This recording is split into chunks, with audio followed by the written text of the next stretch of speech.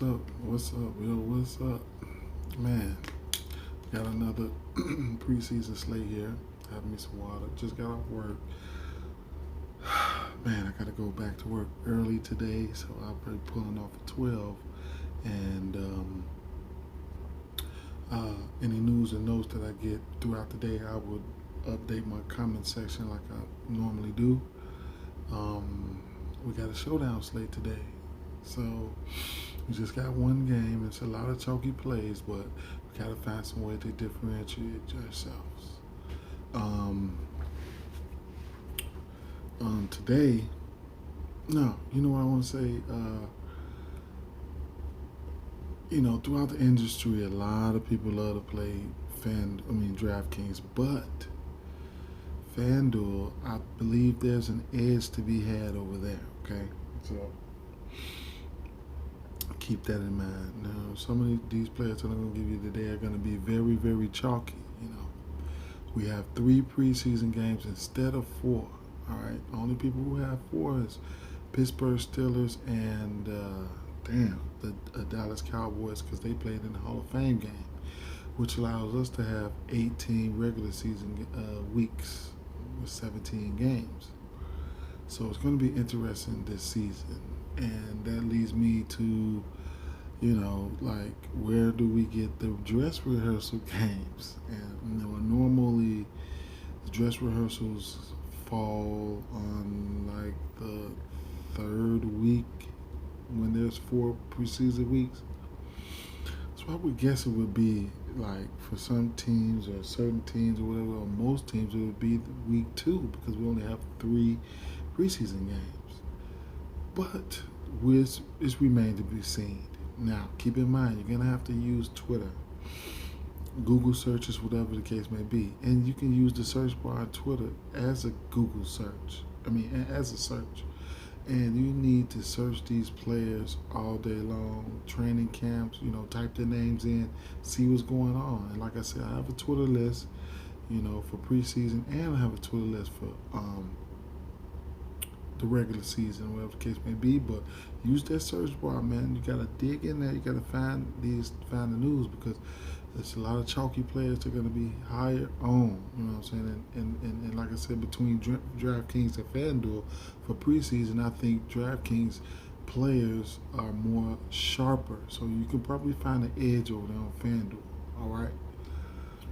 Getting off into some of these players, I'm just gonna run them off and just this is a $10 showdown special right here. They have 50K to first. So I just look over the depth chart and I give you some of the players that I'm looking at, especially starting off with the quarterback position. There's been whispers that the starters are going to get more playing time, or whatever the case may be. And my take from that, I'll have to really, really dig in and find out some more information throughout the day. But, starters to me, and then I would include in key players as well. So, Cam Newton and Mac Jones, they are in the rumble for the quarterback position. And these guys that, I just don't know the playing time. We know Cam Newton can get down there and he can run one in. Mac Jones might get a bulk of the playing time. We don't know as of right now. If you do know, let me know. On the Philadelphia side of things, you got Jalen Hurts and you got Flacco and Mullins, whatever the case may be with that. Jalen Hurts is a really interesting play today for the simple fact that I just think he needs to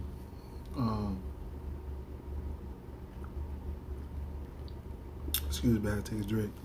I think he needs to have a good week.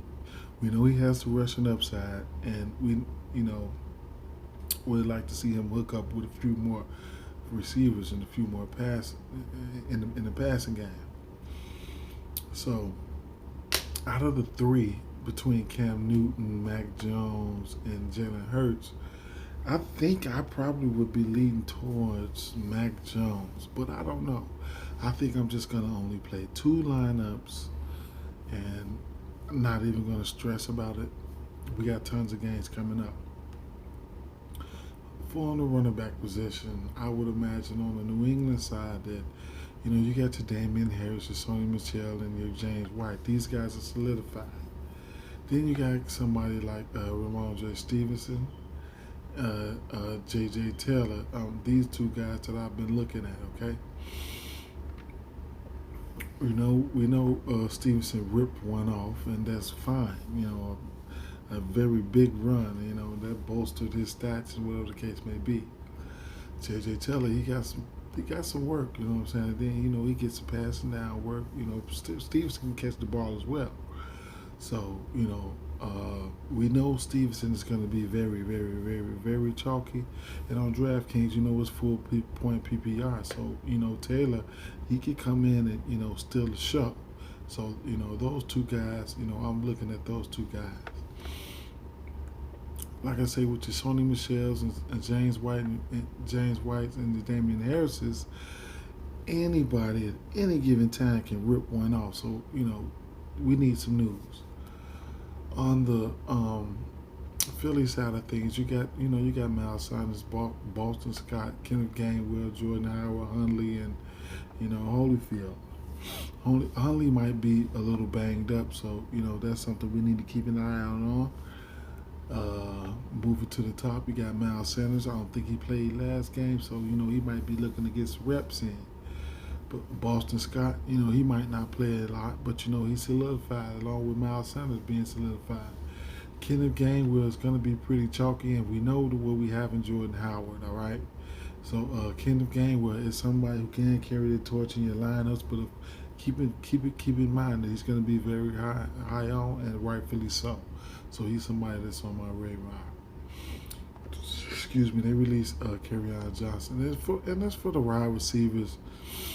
We got Nelson Aguilar, Jacoby Myers, Kendrick Bourne, N'Keal Harry, and Christian Wilkerson on the Patriot. That's as far as I'm willing to look. Jacoby Myers is my guy, not as who I'm going to play, but from a football fan standpoint, I really like Jacoby Myers. He's a he used to be he's a former quarterback. But I got his rookie auto. I mean, I like Jacoby Myers. So, if these guys are presumably will get more playing time, man, that's somebody that you can really look to. Nelson Aguilar, he's presumed to be probably the number one, over here. So, N'Keal Harry, and then you got Christian Wilkerson. These guys are battling it out for a spot on the team. I don't mind N'Keal Harry or Christian Wilkerson. I think N'Keal Harry probably had 2 catches last game, and then Wilkerson had about 6 catches. So those guys will be pretty chalky because they're logging a lot of snaps, around 30 to 35 snaps in the last game. So on the Philadelphia side of things, Devonta Smith, we might see him today. He probably would be the number 1 receiver over here when the regular season starts. So that's some news that we need to keep an eye out on. I'd imagine that he's going to play today. He didn't play last game. Jalen Reagor, it's a mess over here with the wide receivers position, especially with who's battling for which spot and which position on the field. We know Devonta Smith. We already know he's the guy. Jalen Reagor, we don't know if he's going to be in the outside, in the slot, whatever the case may be, but he's been flashing in camp, having some pretty nice type of catches, whatever the case may be, and this receiver spot is really dependent on the quarterback, Jalen Harris, Jalen Hurts. So he needs to be able to hit these receivers, We need to see some accuracy from him in order for these guys to produce. because you do got tight ends and everything over there have to eat as well. But Jalen Rager, there's been reports that they want him to come out the slot, and rightfully, I ain't gonna say rightfully so, but with Travis Fulgham, he probably a little bit better on the outside, so I can see them putting Jalen Rager in the slot, but he's gonna have to produce, So Greg Ward, he's the veteran over here, and probably the oldest and the longest tenured guy that's been over here. So he's probably got his spot locked up. Then you got guys like J.J. Arcega-Whiteside and Quez Watkins. Quez Watkins, what did he have? 1 or 2 catches, but he broke one. He could have had another spectacular catch, but I think he dropped that one.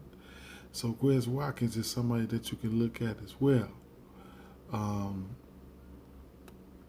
Arcega-Whiteside, I'm pretty much iffy on him. If you see Devontae Smith, you got to keep your eye on him to see if he plays or not.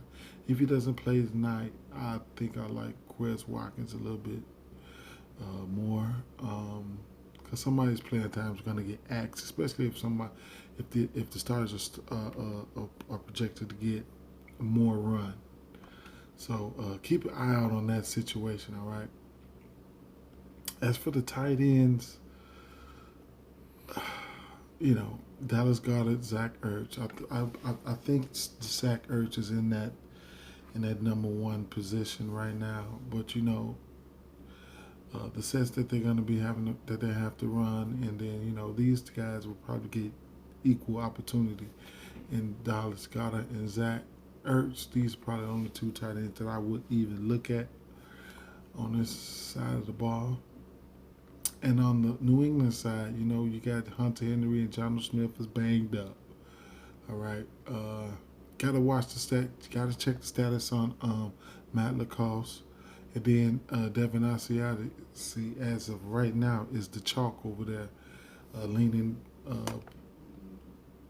towards him maybe. But we got to see the status of Matt Lacoste, because it could be 1 or 2 tight ends available on this team, period. So those 2 guys I'm looking at, gotta watch out for the status of Matt Lacoste. And kickers, both kickers, they're in play. They're definitely in play. So it's like a pick your poison thing with them. I think that New England might be able to move the ball a little better. From a pure, from a pure quarterback standpoint, with the battle going on and whatever the case may be, and so their kicker could be more valuable. You never know. Or then Philadelphia kicker can come into play as well, because they might be able to move the ball, but they probably won't be able to score a touchdown. So it works both ways. Now, as far as the defenses go, I look at the quarterback position. We know the defenses are going to be out there all game, and these positional players won't be out there all game. So that's something that you always got to think about. As far as putting them in your captain spots, whatever the case may be, to each his own. I probably lean towards New England's defense on the sole fact of quarterback play. And I think Cam Newton and Mac Jones, and then you got Brian Hoyer come behind them. These guys will probably be on their best behavior in Cam Newton and Mac Jones. So with that being said, man, I'm out of there, man. If I hear anything, man, you can just check back to my comments, man. Shout out to the degenerates, man. Get like, subscribe if you want. Turn the notifications on, because I will be doing videos. And after this week, I'm gonna be popping off regular season content. And I gotta smash the channel, man. I gotta smash the channel. I appreciate all the love, man. Whether you're on my Twitter, my Facebook, my TikTok, just, I appreciate all the love, man. I couldn't be more happy with that. And make sure you take a look at FanDuel, man, because there's an edge to be had over there. Oh, you know what I could do? I can come over here to Prize Picks, and I can give you guys a little something of what I've been thinking. So we got the NFL preseason right here. If you don't play Prize Picks, hey, my link will be in the description. They'll give you $100. They'll match your deposit up to $100. And shout out to Prize Picks. That's pretty decent site, man. So right here, they have rushing yards, passing yards, receiving yards. They have single stats DFS, and they have fantasy score DFS. Okay, it is PPR over here, so keep that in mind. Ramon Stevenson, they have him at 36 and a half rushing yards. You could take the over and under in that one. I'm very iffy on that. Jalen Hurts, this is an interesting prop right here. Over under 13 and a half rushing yards. Man, I know they want to see what his arm is like, man, but he can rip one, So this is a gutsy call right here. He can rip one at any time. Jason Hundley, 29 and a half rushing yards. I'm iffy on that. Keep an eye out on the news. See if he's limited or whatever the case may be. Then you could probably find an edge there. All right. Kenneth Gainwell, the rushing yards, I probably won't be going there. And, there you have that. On the fantasy, for the fantasy score, is probably where I'm kind of leaning towards. Matt Jones at 7.4. He'll be out there playing his best. If he goes out there and gets a touchdown, then there's a possibility that he can crush that. All right. N'Keal Harry, he's going to have to crush that to have a good game. So I like that. I like the over on that. Ramon Stevenson, over under 5.6 fantasy points. Christian Wilkerson, I think these lines moved since earlier. I can't remember, but 4.5 fantasy score, and he had 6 catches last game. So things can get tricky here because the starters are supposed to play a little bit more. So just keep that in mind. J.J. Taylor, he did get some work in the passing game, so that's something you could think about. And what's one that I really like? Like I said, let me see. I'll go over to passing yards. You got 93 and a half for Jalen Hurts up there. And then receiving yards, you got 23 and a half, 27 and a half for Wilkerson, and 22 and a half for Quez. Then you got 23 and a half for Jalen Reagor. For some reason, I like that 23 and over on that 23 and a half for N'Keal Harry. And then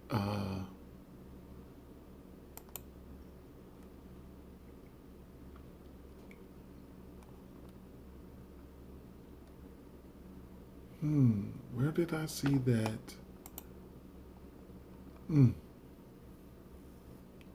I think I would probably end up taking a stab at that Jalen Hurts. It looks so juicy, man, that 13 and a half. Let me know what you guys like in the comments, in the comment section, man. I'm going to pin, any news and notes that I got, man. Peace out, man.